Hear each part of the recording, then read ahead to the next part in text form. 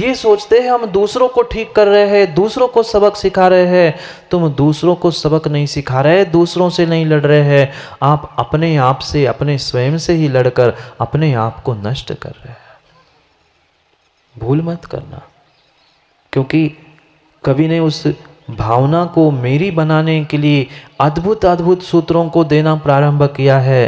अहंकार का भाव न रखूं, माँ बोलो ना, अहंकार का भाव न रखूं, बतियाना पूरा हो गया हो तो तनक से सुन ही लो।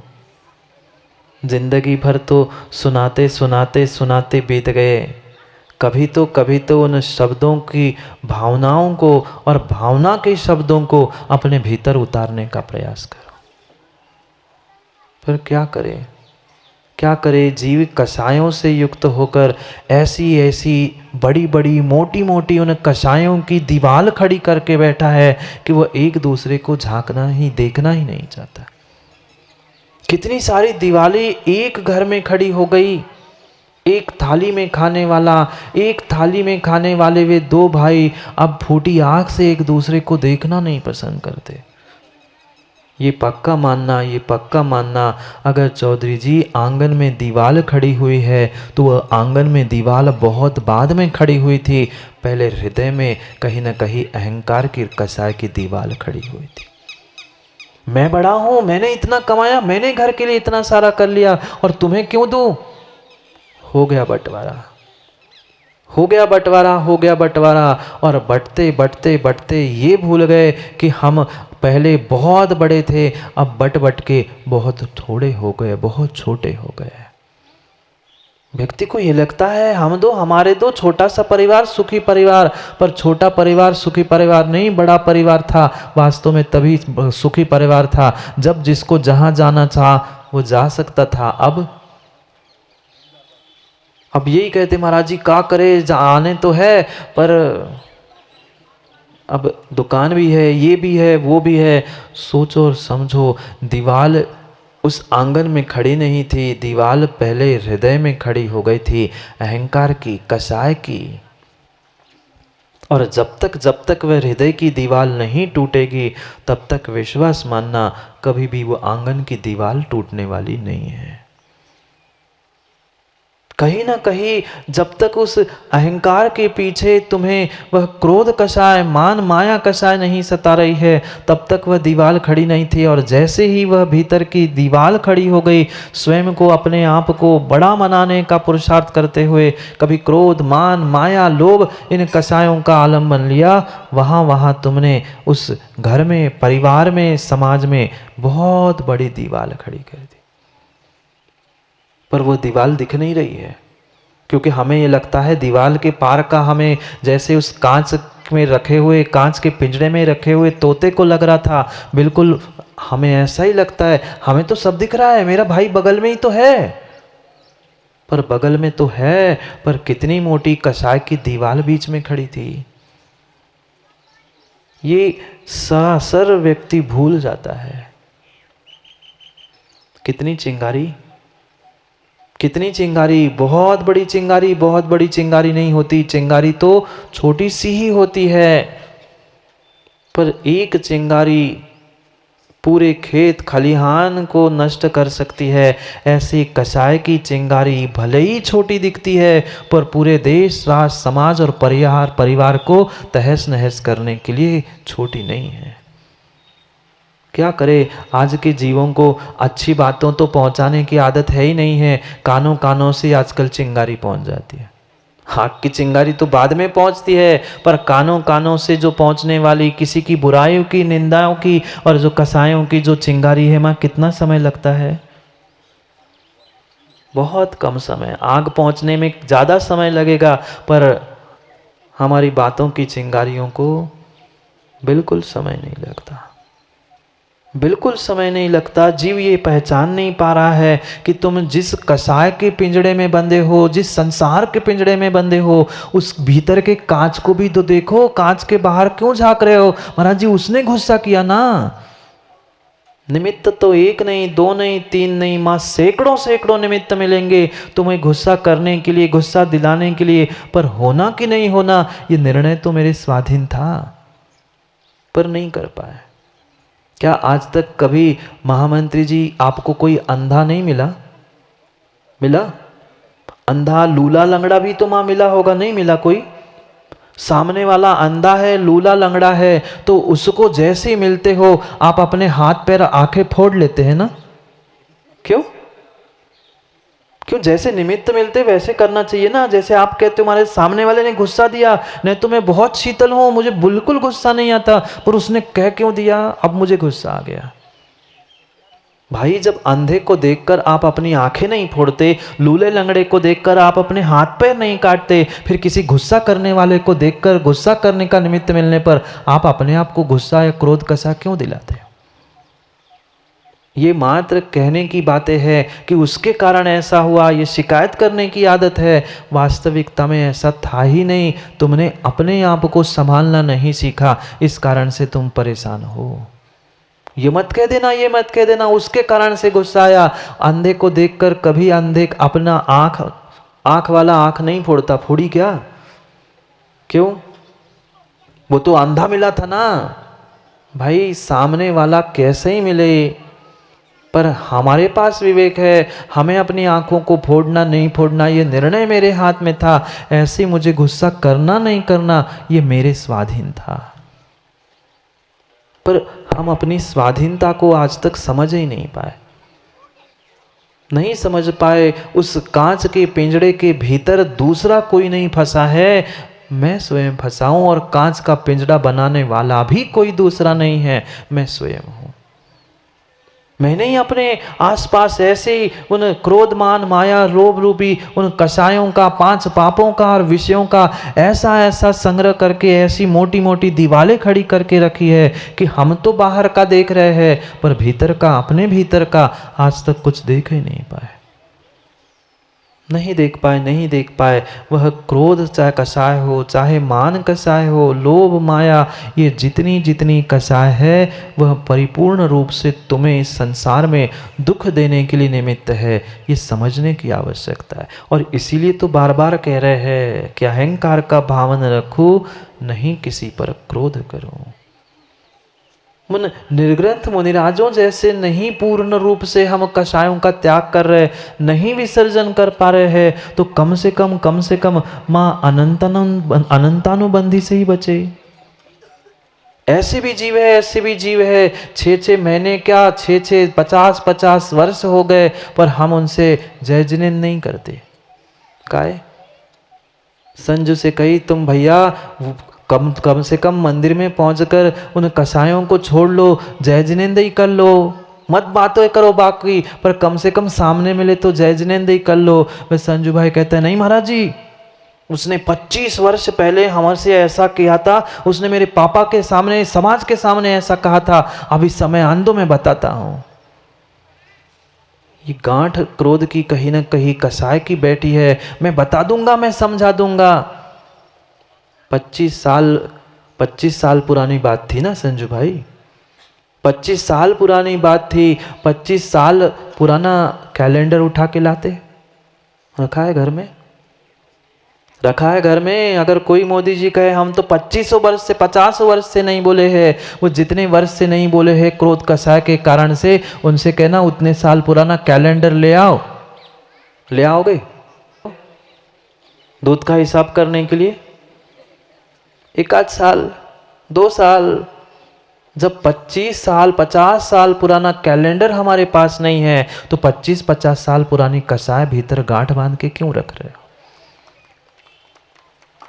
1-2 साल में हम अपने उस कैलेंडर को बदल देते हैं, फिर हम अपनी कषाय को, अपने आप को साल 2 साल में, कम से कम 6 महीने साल में ही क्यों नहीं बदल पा रहे?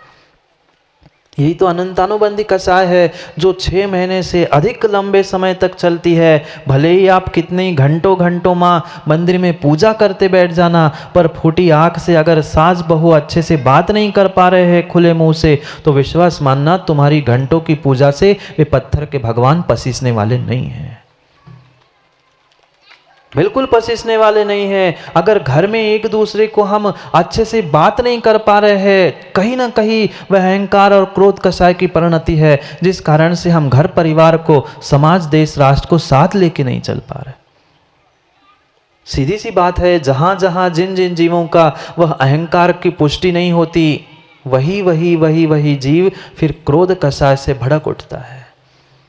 उस माचिस की तिली को भी समय लगता है जलने के लिए।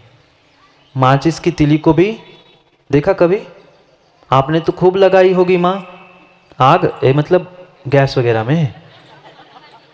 माचिस की तीली भी जलने में, वो लाइटर को भी एक बार नहीं जलता, 1 2 3 कितनी बार दबाना पड़ता है, उसको भी कई बार दबाना पड़ता है, फिर गैस जलती है। माचिस की तीली भी घिसनी पड़ती है, तब आग लगती है। पर तुम्हें तो कसाय में और क्रोध में जलने में समय ही नहीं लगता। इधर किसी ने कुछ बोला नहीं, उधर फड़फड़ा गए, बौखला गए।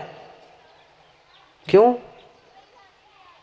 नहीं समझ पा रहे हैं कि क्रोध चाहे कसाय हो, जितनी कसाय हो, वह कसाय किसी दूसरे को नहीं जला रही है, आघात अगर किसी का हो रहा है तो स्वयं का हो रहा है। ये मत सोचना भाई महाराज जी माचिस की तिली को भी सिर होता है। एक व्यक्ति पहुंचा भी से कह रहा, महाराज जी देखो, जैसे हमारा काला सिर है, माचिस की तिली को भी सिर है, वो जलती है सो हम जलते हैं। माचिस की तिली भी जलती है, उनको भी पास सिर है, हमारे पास भी सिर है, पर इतना ध्यान रखना, माचिस की तिली में सिर तो है, दिमाग नहीं है। मोदी जी तुम्हारे पास सिर है, दिमाग भी है, उसके पास मात्र सिर है, दिमाग नहीं है, इसलिए वो जलती है। तुम्हारे पास दिमाग है, तुम क्रोध कषाय में जलना छोड़ दो ना।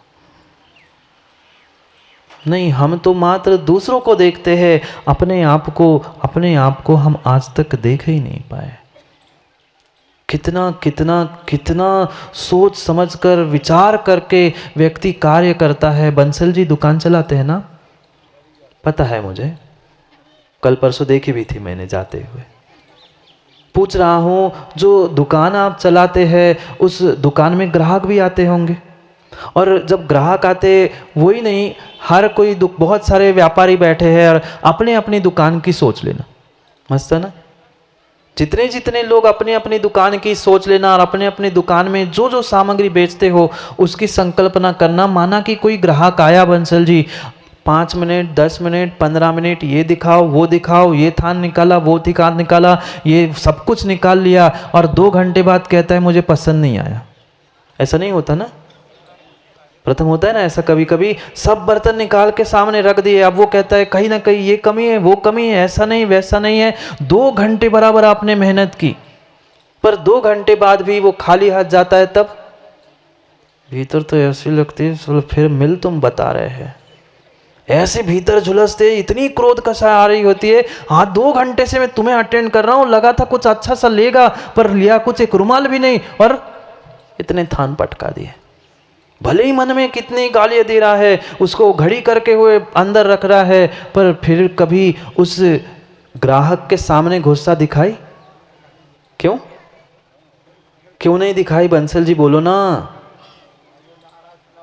कितने ज्ञानी हैं आज के जीव कि महाराज जी आज मैं अगर उस पे गुस्सा दिखा दूंगा तो कल पुनः ग्राहक नहीं आएगा। ग्राहकों के साथ तो कभी व्यक्ति गुस्से से बर्ताव नहीं करता, और धोखे से कुछ भूल भी गया तो कहता है क्षमा कर लेना। उस दुकानदारी करते समय, पैसे कमाते समय तो तुम्हें कितना विवेक है, इतना ही विवेक घर में है। उन ग्राहकों से तो बेचारा भले ही अंदर कसाय है, दिखा नहीं रहा है, भले ही वह मायाचारी चल रही है, पर ऐसी भी परिणति कभी घर वालों के अपने के साथ हुई? वहां तो हम झुलस पड़ते हैं, वहां ये विवेक नहीं है। क्योंकि वो तो अपने हैं, जाएंगे कहाँ हमें छोड़ के। ऐसी स्थिति है माँ, ग्राहक तो छोड़ के चला जाएगा, पर घर वालों पे गुस्सा निकालेंगे, उनको तो कहीं जाना ही नहीं है, शाम को रोटी खाने है, सो आएगा ही तो खाने। सोचो कैसी परिणति है। व्यापार में तो विवेक है, पैसे कमाने के समय हमें विवेक है कि मैं गुस्सा कर लूंगा तो कल ये ग्राहक फिर से नहीं आएगा, जबकि 2 घंटे से आप परेशान थे। लिया कितना था? 5 रुपए का रुमाल भी नहीं लिया, और बड़े बड़े थान और साड़ी सब पटक के हजारों सैकड़ों का, ऐसे लग रहा था कि कुछ ले ही जाएगा, पर ले नहीं पाया। पर फिर भी तुमने कसाय और क्रोध सामने वाले को नहीं दिखाए, नहीं किया उस क्रोध कषाय का प्रदर्शन। क्योंकि वो छूट जाएगा, पुनः ग्राहक नहीं आया तो।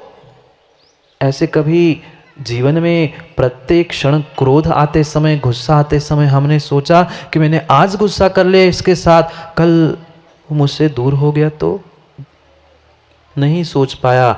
आज जितने जितने घर में, समाज में, देश में, राष्ट्र में विकल्प है, ये मात्र इस क्रोध कषाय के ही कारण है। हमें लगता है कि एक ही तो कषाय की हमने मात्र गुस्सा ही तो दिखाया, पर तुम्हारी एक क्षण की गुस्सा धीरू तुम्हारे घर को, परिवार को तहस नहस करने के लिए काफी है। एक कषाय, एक क्रोध कषाय, एक क्रोध कषाय कहने के लिए कार्य एक है, पर उसके फल, उसके परिणाम अनेक है। परिणाम अनेक है, क्योंकि जो भी एक क्रोध कषाय है, क्रोध कषाय कभी अकेले से नहीं होती। जहां जहां क्रोध कषाय होगी वहां वहां वह सपरिवार पहुंचती है।